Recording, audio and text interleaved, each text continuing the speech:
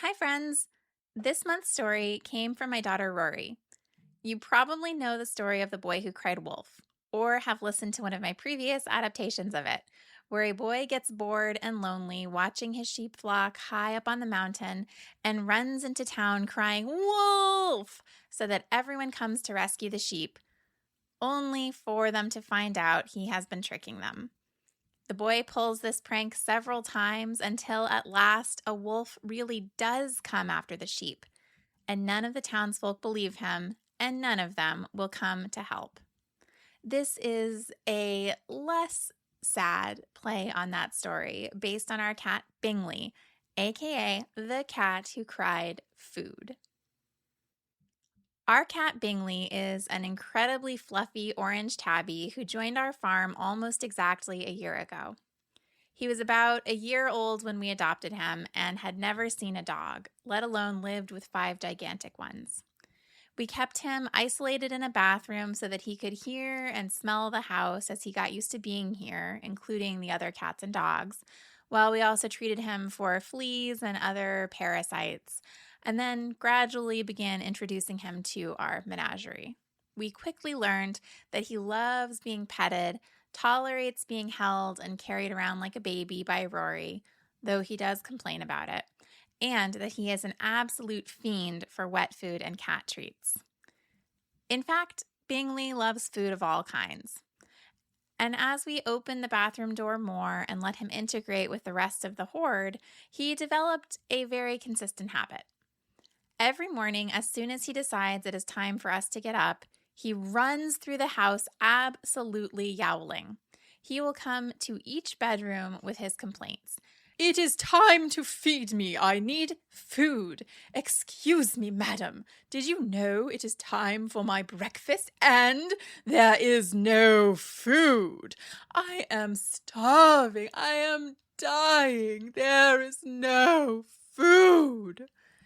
And the plaintive cries will continue until someone goes to the cat food area to address his grievance. I would say a good 90% of the time, someone else has already been in to feed him.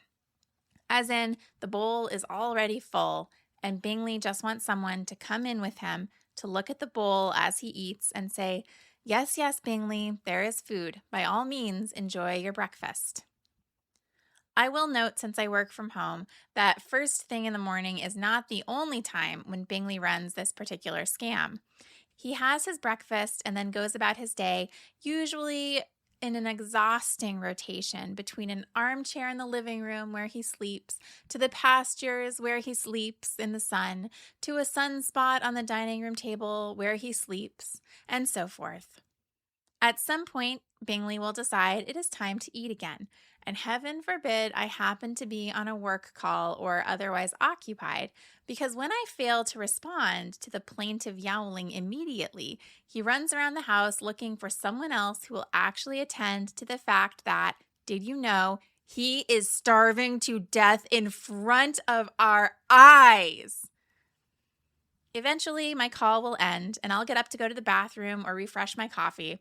And no matter where Bingley has taken himself in his yowling progress, he somehow immediately senses that I am no longer otherwise engaged and appears before me, looking at me in pleading desperation as he once again begins a chirping yowl.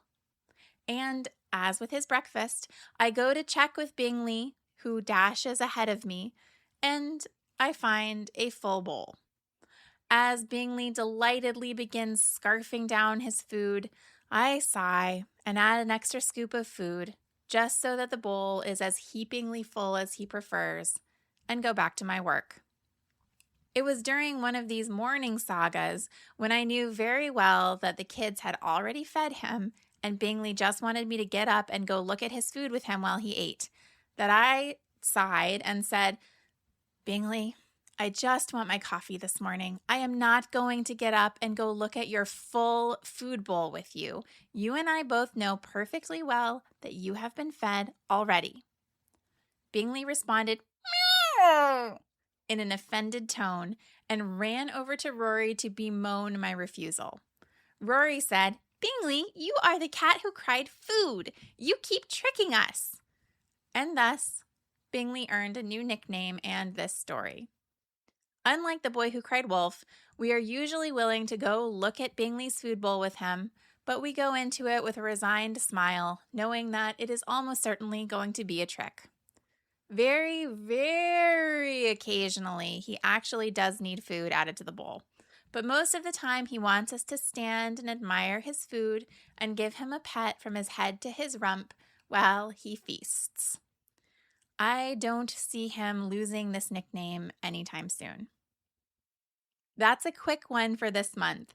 We're getting back into the swing of the school year and looking forward to fall, and I am starting to prepare for our annual October transition into Foggy Oak Scary Tales. I'm looking forward to that. I hope you are too.